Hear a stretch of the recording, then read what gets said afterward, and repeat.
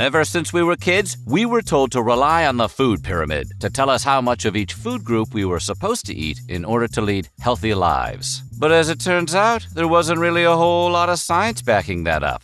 Instead, there was a whole lot of dough, and not the tossing kind. Today on Weird History Food, we're looking at how big business really built the food pyramid.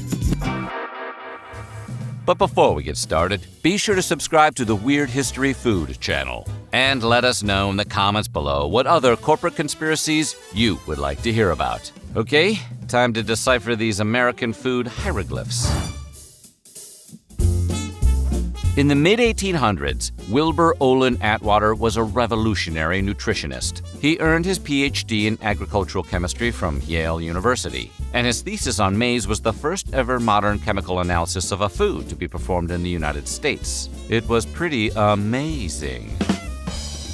From there, he landed himself a job teaching chemistry at Wesleyan University, where he conducted landmark experiments on agriculture and, eventually, nutrition. It wasn't long before the U.S. government, like ice cream, scooped him up, and by the late 1870s, Atwater was conducting experiments on the nutritive value of fish and other invertebrates for the U.S. Fish Commission, along with studies on meat consumption for the Smithsonian Institution. He was considered the nation's leading nutritionist, and the United States Department of Agriculture even allowed him to speak on their behalf in an 1894 publication of Farmer's Bulletin. It was the talk of 1894. Therein, Atwater wrote, "The evils of overeating may not be felt at once, but sooner or later they are sure to appear, perhaps in an excessive amount of fatty tissue, perhaps in general debility, perhaps in actual disease." Judging by his feelings about the evils of overeating, it's a good thing Atwater didn't live to see the invention of pizza delivery. The publication marked a turning point for the USDA. After being founded in 1862, the USDA had previously abstained from doling out nutritional advice. But like any nagging Nancy can tell you,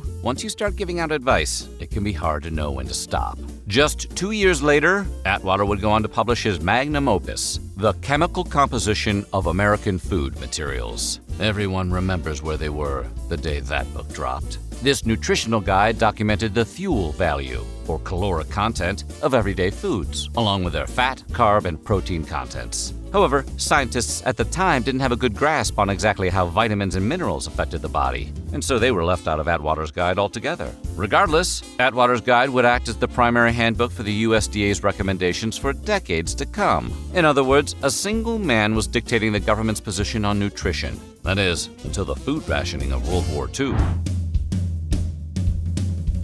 In 1943, the USDA created the first predecessor to the food pyramid. It was pretty basic. In fact, it was called the Basic 7. Divided into 7 different categories, this chart attempted to steer people away from malnutrition during wartime food shortages. It consisted of equal parts: 1. Green and yellow vegetables, 2. Oranges, tomatoes, and grapefruit, 3. Potatoes and other vegetables and fruits, 4. Milk and milk products, 5. Meat, poultry, fish, or eggs, 6. Bread, flour, and cereals, and 7. Butter and fortified margarine.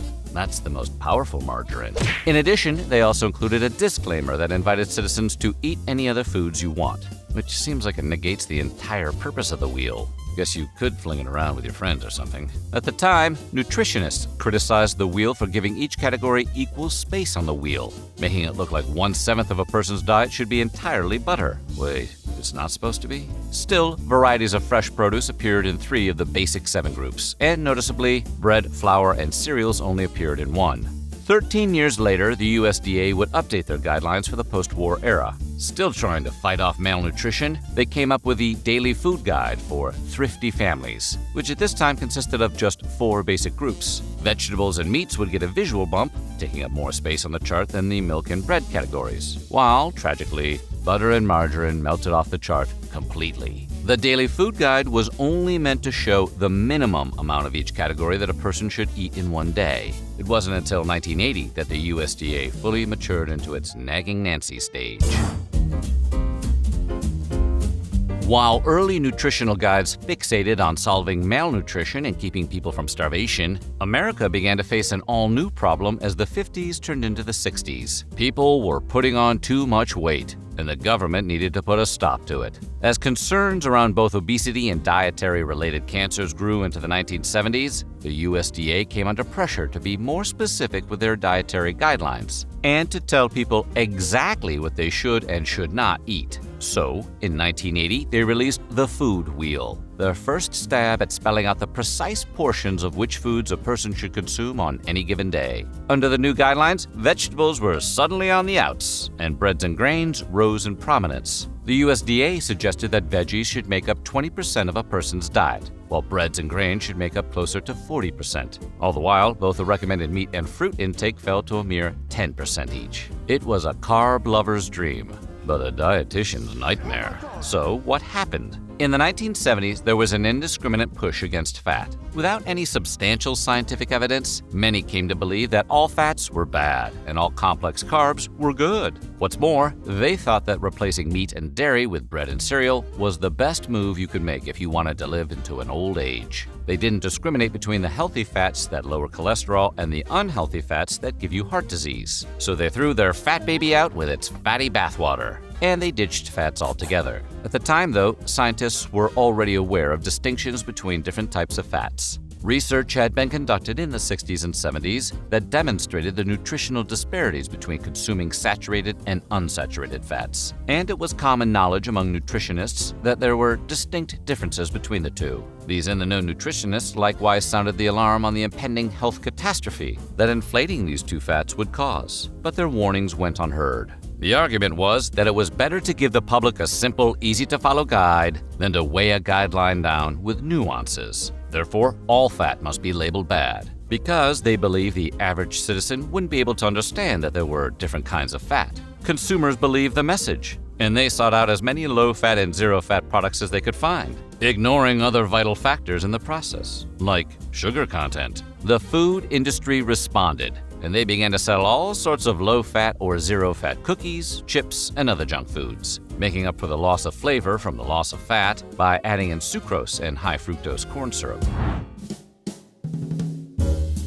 By the 1990s, the anti-fat pro-carbs movement was firmly cemented in the American conscience. Even organizations like the American Heart Association hopped aboard the misinformation train.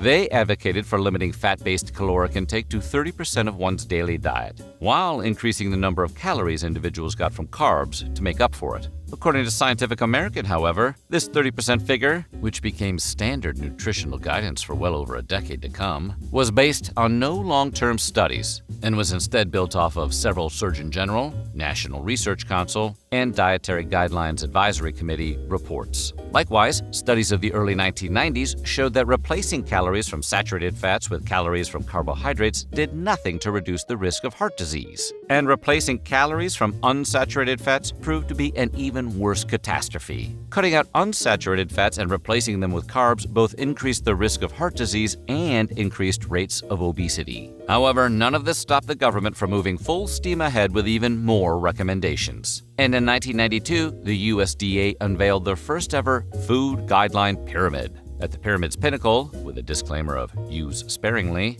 were fats, oils, and sweets, all lumped together in one dismal peak. Below that were equal small portions of dairies and proteins, slightly larger portions of vegetables and fruits, and a gigantic base of bread. Just tons and tons of bread. According to this pyramid, you should try to harvest half a wheat field with your teeth each day. The government then distributed this pyramid via posters and textbooks that went into schools the nation over, and they began to inculcate the children of the 90s and the aughts with their bready vision for the world. With this increased governmental guidance, obesity levels continued to rise, almost doubling from their 1980 levels by the new millennium. Enter the food lobby. Angered by their small share of the 1992 food pyramid, the Dairy Council stepped up their pressure on government bureaucrats to increase their recommended dairy consumption. Likewise, as people cried foul over the lack of differentiation between good fats and bad fats, the National Cattlemen's Beef Association fought hard against them to keep red meats in the same meaty catch-all as chicken and fish. For their part, Atkins Nutritionals Inc., hell-bent on reducing America's carbohydrate intake,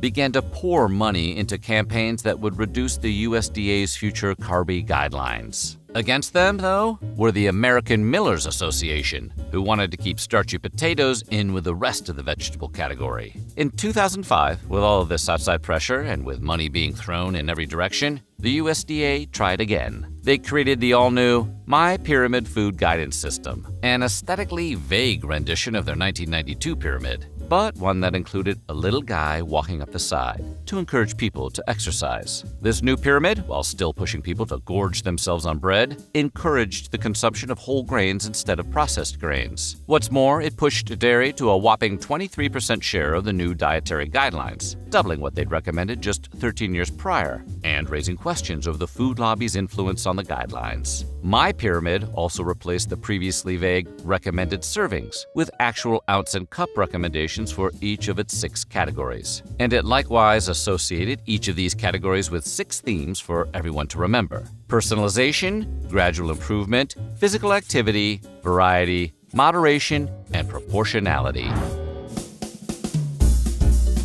In the years since the 1980 creation of the food wheel, obesity rates in the United States have nearly tripled. But in 2011, after 19 years of spreading misinformation, the food pyramid was taken down for good. It was replaced with the USDA's MyPlate campaign, which is still in use today. MyPlate breaks dietary guidelines down into just 5 basic categories: fruits, vegetables, grains, proteins, and dairy. Noticeably absent is the butter category, which we are still lobbying to bring back.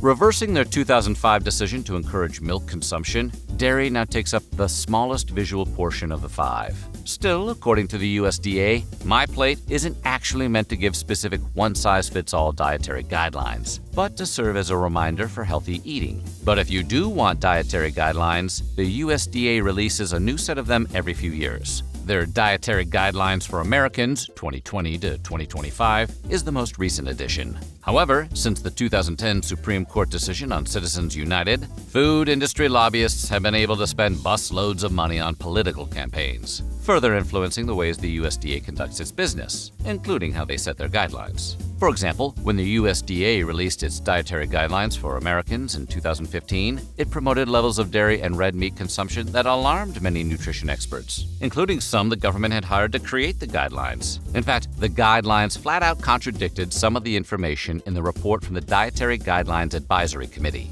that team of experts we mentioned earlier who were meant to advise the USDA on nutrition. Notably, the report recommended eating less red meat because of research linking meat-heavy diets with heart disease and cancer. In that same year alone, Coca-Cola spent nearly $9 million on lobbying. The entire meat industry spent almost $5 million, and the broader agricultural industry spent just shy of $20 million. And during the 2020 elections, the food lobby as a whole spent a whopping $175 million on political contributions. Listen, you cannot fill America's schools with lucrative Coke machines unless you grease the right palms. And the USDA's happen to be the right palms to grease. The most outspoken critics have pointed out that the USDA is a government entity concerned with food production rather than nutrition, and argue that as such, the USDA is never going to release guidelines suggesting that people eat less of the country's biggest food industries. Everyone wants a piece of the government, and now more than ever before, outside influences can affect